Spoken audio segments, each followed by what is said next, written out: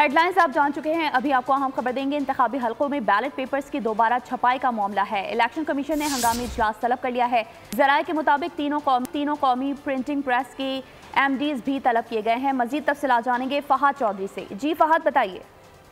जी देखिए, election commission ने कुछ हलकों में बैलेट पेपर्स की दोबारा छपाई खुसूसी सिक्योरिटी कागज की दस्तयाबी से मशरूत करने का फैसला कर लिया है और बाज़ इंतखाबी हलकों में बैलेट पेपर्स की दोबारा छपाई के मामले पर गौर के लिए इलेक्शन कमीशन ने कल हंगामी इजलास तलब कर लिया है और तीनों जो कौमी प्रिंटिंग प्रेस के MDs हैं उनको तलब किया गया है और उनसे ये पूछा जाएगा कि इस मरहले पर अगर किसी हलके के दोबारा अगर बैलेट पेपर छापना पड़े तो क्या सिक्योरिटी फीचर वाला जो स्पेशल कागज है वो दस्तयाब है या नहीं। इलेक्शन कमीशन के जराये का ये कहना है कि 2018 में 800 टन खुसूसी सिक्योरिटी कागज इस्तेमाल हुआ था, जबकि इस मरतबा 2170 टन खुसूसी कागज मंगवाया गया था। लेकिन अदालती फैसलों के बाद बेशतर जो हलके हैं उनमें बैलेट पेपर्स दोबारा छापने पड़े। इसकी वजह से जो इजाफी कागज था वो खत्म होने को है और अब मशरूत कर दिया है कि अगर कागज दस्तयाब हुआ तो इन हलकों में दोबारा